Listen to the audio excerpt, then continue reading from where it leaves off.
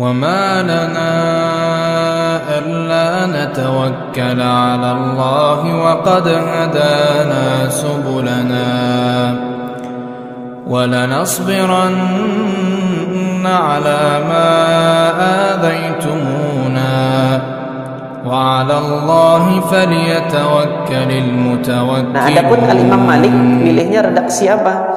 Al-Imam Malik memilihnya redaksinya Umar ibn Khattab radhiyallahu an. Nah, kalau redaksinya Umar bin Khattab bunyinya itu at-tahiyatu lillah, az-zakiyatu lillah, as-salawatu thayyibatu lillah. Ada az-zakiyahnya. As-salawatu thayyibatu lillah. Assalamu alayka ayyuhan nabiy wa rahmatullahi wa barakatuh.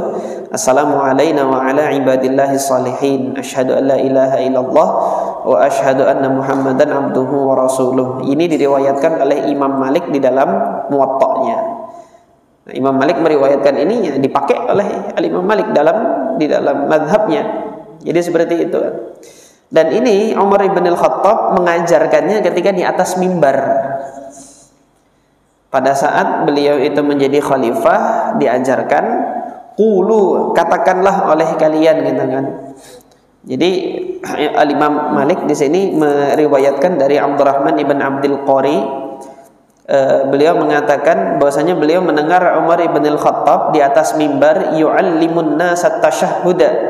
Beliau mengajarkan tasyahud kepada orang-orang.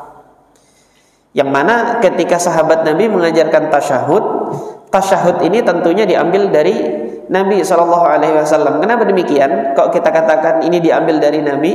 Karena tadi Abdullah ibn Mas'ud sudah mengatakan yu'allimuna. Nabi itu memang mengajarkan kami tasyahud itu sebagaimana mengajarkan Quran. Nah, adapun yang diajarkan kepada Umar ibn al-Khattab, lafadznya seperti ini: at-tahiyatu lillah, az-zakiyatu lillah, as-salawatu thayyibatu lillah. Ini yang membedakan redaksi tasyahudnya antara satu imam dengan imam yang lain. Jadi ini yang dipilih oleh Al-Imam Malik sebagai lafaz tasyahud beliau. Dan riwayat Umar bin Khattab ini juga merupakan jawaban. Mungkin ada sebagian teman-teman yang punya pendapat ya, itu dulu ketika Nabi masih hidup salamnya assalamu alayka ayyuhan nabiy wa rahmatullahi wa barakatuh ketika Nabi masih hidup. Tetapi ketika Nabi sudah wafat, ini ada salah satu riwayat Abdullah bin Mas'ud juga yang mengatakan assalamu ala nabiyyi. Jadi bukan assalamu alayka ayyuhan nabi, tapi assalamu ala nabi wa rahmatullahi wa barakatuh. Langsung assalamu ala nabi. Jadi dibedakan antara yang ketika Rasulullah masih hidup dan Rasulullah sudah wafat. Nah, hingga kemudian teman-teman mungkin ada sebagian mengatakan kalau nanti antum tahiyatnya masih assalamu alayka ayyuhan nabi, itu enggak sesuai dengan sunnah. Enggak gitu loh. Dikit-dikit enggak sesuai dengan sunnah, jangan gitulah. Ini loh ada sunnahnya. Umar bin Khattab langsung ngajarkan di atas mimbar. Ketika beliau ngajarkan di atas mimbar itu kan pada saat beliau jadi Amirul Mukminin, Rasulullah udah wafat. Beliau ngajarkannya masih ini diriwayatkan oleh Imam Malik assalamu alayka, pakai ka gitu. Ayyuhan nabiy wa rahmatullahi wa barakatuh. Masih diajarkan seperti itu dan masih diamalkan oleh kaum muslimin seperti itu. Jadi yang demikian ini sebenarnya perkaranya adalah longgar, perkaranya itu ada toleransi. Mau pilih yang lafadz yang ini sah, mau pilih lafadz yang itu sah. Nah, perbedaan para ulama dalam memilih ini dalam hal afdaliyah. Dalam hal afdaliyah itu mana sih yang paling utama? Imam Abu Hanifah melihat ini lebih utama di sini gitu.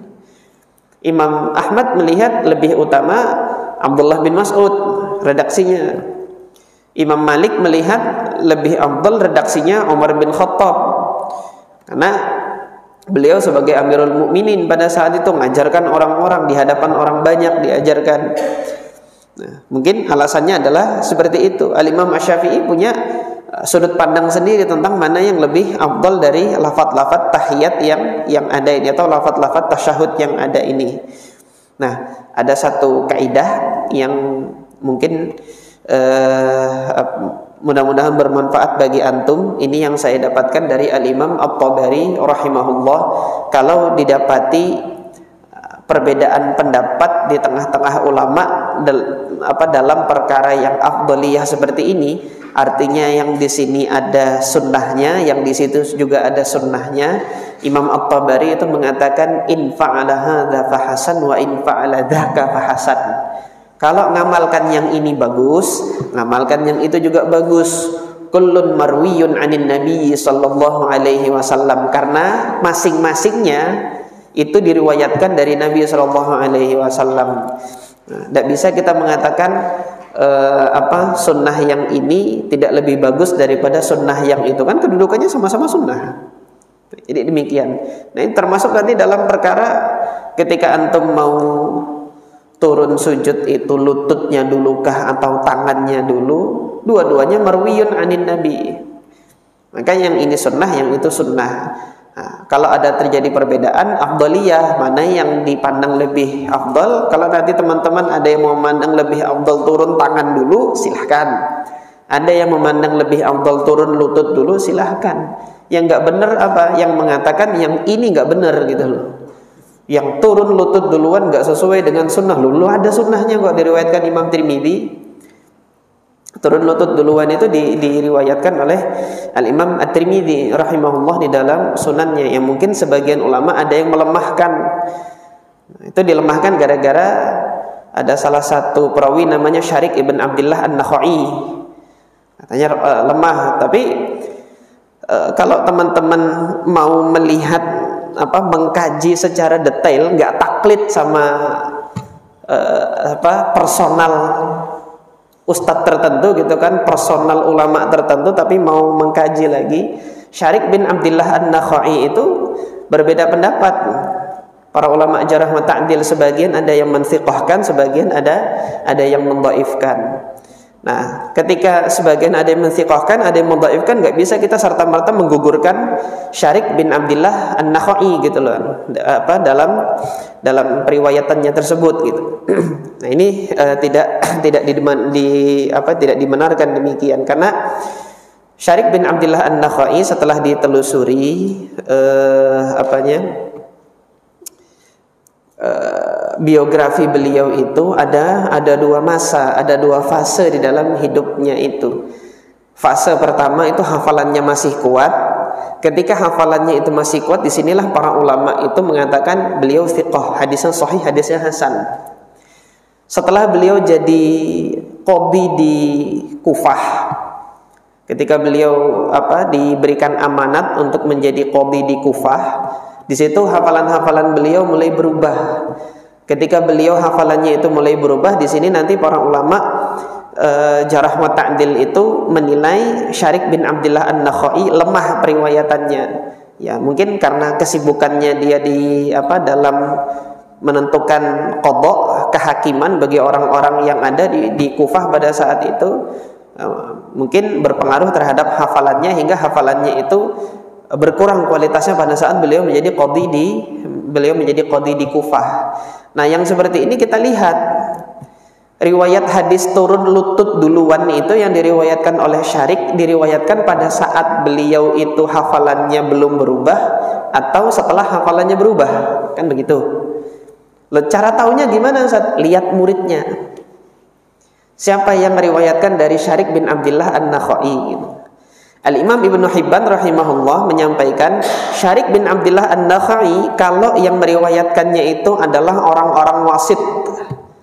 Jadi pada saat Syarik bin Abdullah menjadi qadhi di Wasit, Wasit itu kota yang tengah-tengah antara Kufah dengan Basrah, itu ada satu kota namanya Wasit, Al-Wasiti. Biasanya perawi-perawi yang berada dari sana itu dikenal dengan nisbat Al-Wasiti. Jadi kalau muridnya Syarik bin Abdullah An-Nakhai itu orang Wasit, dari kota Wasit, itu hafalannya masih kuat. Pada saat beliau menjadi qadhi di kota Wasit, itu hafalannya masih bagus. Tetapi nanti kalau yang meriwayatkan dari beliau itu orang-orang Kufah, baru lemah. Nah, setelah dilihat riwayat yang Nabi turun lutut duluan salatnya, ini murid yang meriwayatkan dari beliau adalah Yazid ibn Harun Al-Wasiti, orang Wasit. Maka kesimpulannya riwayat ini masih kuat gitu loh.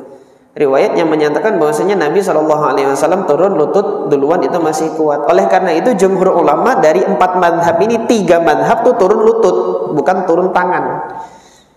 Madhab al-Imam Abu Hanifah, madhab al-Imam Syafi'i, dan madhab al-Imam Ahmad ibn Hanbal.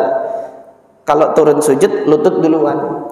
Yang turunnya tangan duluan itu terdapat madhab al-Imam Malik. Kenapa? Karena Abdullah bin Umar itu turun tangan duluan. Abdullah bin Umar kan poros fatwanya madhab Imam Malik. Nah ini mungkin kalau kita kaji lagi itu tidak serta-merta nanti pendapat yang dianggap sesuai sunnah itu kemudian sesuai sunnah betulan gitu. Tapi yang pendapat yang lainnya yang dianggap nggak sesuai sunnah ada juga kok sunnahnya gitu loh. Asal kita mau mau mengkaji lagi, mau mempelajari lagi. Intinya jangan terburu-buru untuk menilai ini tidak sesuai sunnah. Kalau memang di dalamnya ada sunnahnya dan belum keluar dari koridor sunnah, apalagi ada salafnya di situ, jangan buru-buru kita untuk menilai suatu perkara itu sudah keluar dari sunnah. Allah Ta'ala